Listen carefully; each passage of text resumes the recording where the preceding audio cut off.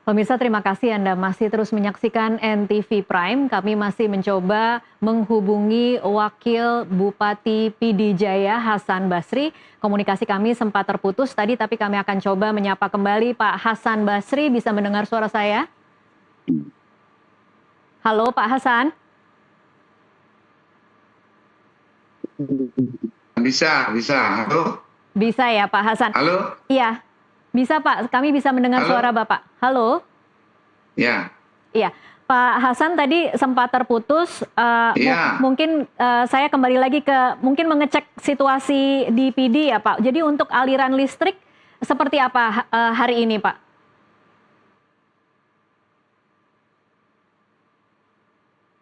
Sampai hari ini listrik kita masih padam, tidak normal, ada beberapa titik yang hidup, tapi hampir sebagian besar tidak hidup, mati semenjak bencana ini. Begitu juga dengan mati listrik ini, sinyal HP kita tidak bisa normal, sangat susah karena semua tidak bisa komunikasi. Oke, jadi listrik tidak ada. Selanjutnya kami Pak, listrik tidak ada, air bersih Iya. juga tidak ada, akses jalan masih terputus. Masih adakah daerah yang terisolasi, Pak Hasan?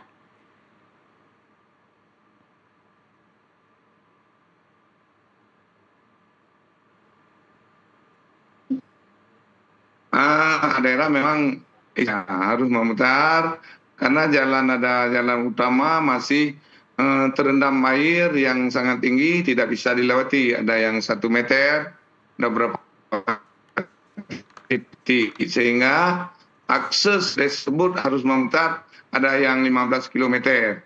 Inilah yang mengakibatkan kita berusaha supaya akses ini bisa segera tembus. Dan bencana ini kalau kami pemerintah Kabupaten Pidijaya, Bupati dan Wakil Bupati tidak mampu kita tangani kalau diharapkan dari daerah. Kami mengharapkan adalah pemerintah pusat membantu sepenuhnya penanganan bencana di daerah. Baik, Pak Hasan, ini dari catatan saya jumlah pengungsi di daerah Bapak. Halo? Halo, Pak Hasan, bisa mendengar suara saya, Pak?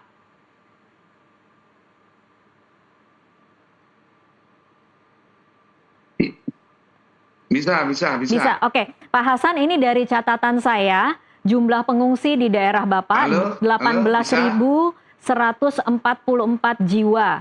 Ini mungkin saya konfirmasi lagi ke Pak Hasan, apakah benar angkanya seperti itu dan berapakah dari jumlah 18.000 ini, Pak, yang kemudian rumahnya memang benar-benar tidak bisa diperbaiki sehingga harus direlokasi?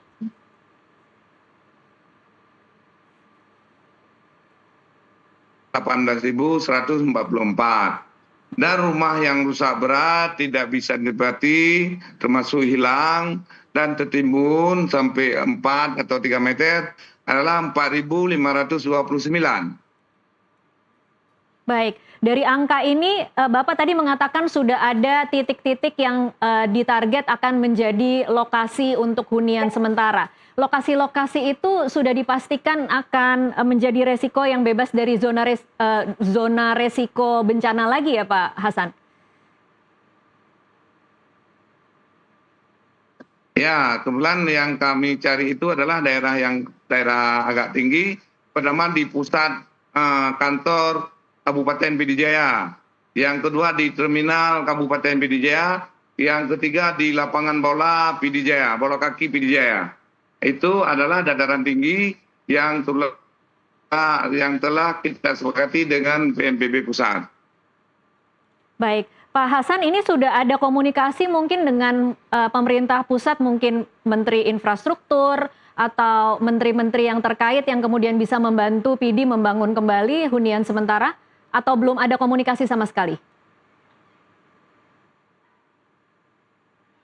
Dengan Kementerian PU memang kita telah mengirim surat, tapi menteri belum turun kita. Tapi kalau BNPB kebetulan ada di lokasi kita, intern kita komunikasi, kita sebenarnya kan bisa untuk kita lakukan di PD Jaya.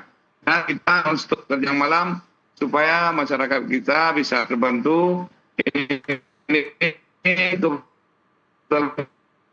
lagi dengan masyarakat di pengungsian sanganan menjadi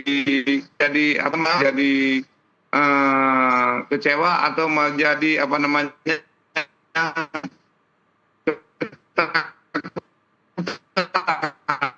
kita di pengungsian sudah takut dengan kondisi takut naik air lagi. Itu yang terjadi menjadi masyarakat kita di pengungsian pada saat ini.